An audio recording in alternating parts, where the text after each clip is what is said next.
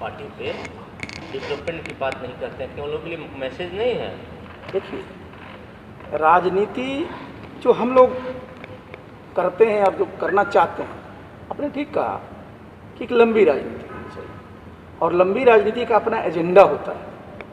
आपकी अपनी एक विचारधारा होती है और सवेरे शाम बदलने वाली अगर आप सोच रखिएगा और इधर से उधर करते रहिएगा तो स्वाभाविक है कि आप लंबी राजनीति नहीं करते। लंबे रेस के घोड़ा को बहुत जरा संभल करके चलना पड़ता है।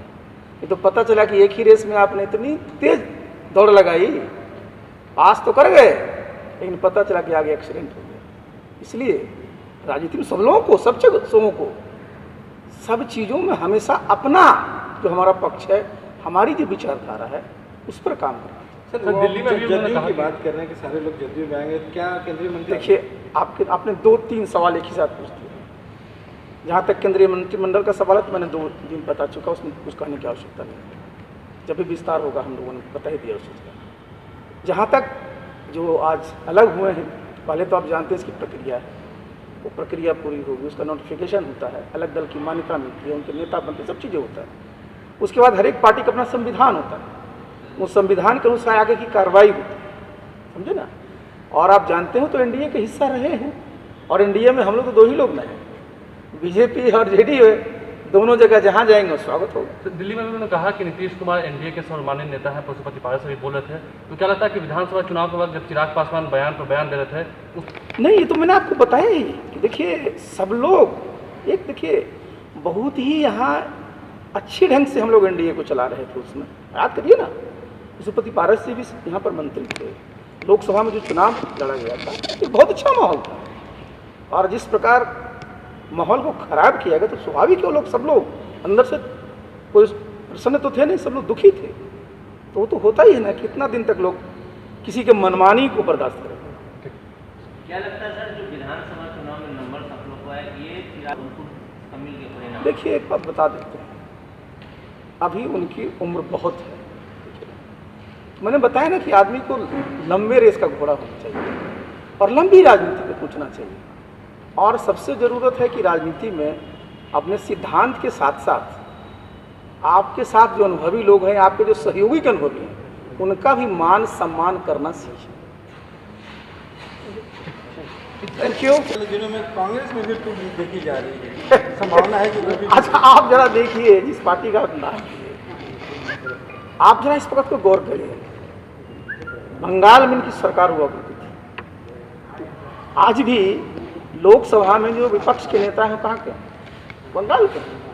लेकिन बंगाल का जो रिजल्ट हुआ अभी, कांग्रेस का एक भी विधायक क्या नहीं करता। तो स्वाभाविक है कि लोगों को लगता है कि भाई जहाँ दिखता है कि लोग जो डूबता हुआ जहाज है, तो सब उससे निश्चित रूप से अलग होना चाहते हैं। तो आप देख रहे होंगे जो भी उनमें जो युवा हैं, अरे देखिए आदरणीय माधवराव सिंधिया जी, जितिन प्रसाद जी, सब लोग क्या करेंगे।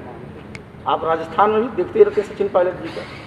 तो कहीं भी देखिए, अगर आप इस प्रकार की राजनीति करिएगा जहाँ की अपने पार्टी में लोगों को बोलने का, विचार रखने का अवसर नहीं दीजिएगा, संगठन पर ध्यान नहीं दीजिएगा और सिर्फ परिवार पर रहिएगा, तो बहुत लंबा नहीं चल सकता। बिहार में अगर नेता आना चाहते हैं, कौन? बिहार में कांग्रेस के नेता जो है, देखिए ये तो इसका तो देखिए हम जानते, जब ब्रिज कोई बनता है ना तो ना पार करेंगे, अभी जब वो नौबत आएगी देखिए।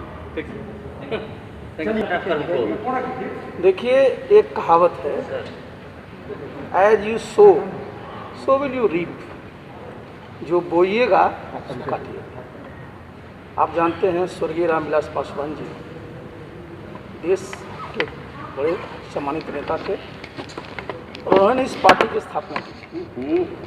और 2020 के चुनाव में आपने देखा कि बिहार में जो एनडीए गठबंधन था, जनता दल यू, भारतीय जनता पार्टी, लोजपा, बहुत शानदार ढंग से हम लोगों का कोऑर्डिनेशन था। हम लोगों ने चुनाव लड़ा और 40 में से 39 सीटों में परफेक्ट कोऑर्डिनेशन हम लोगों का।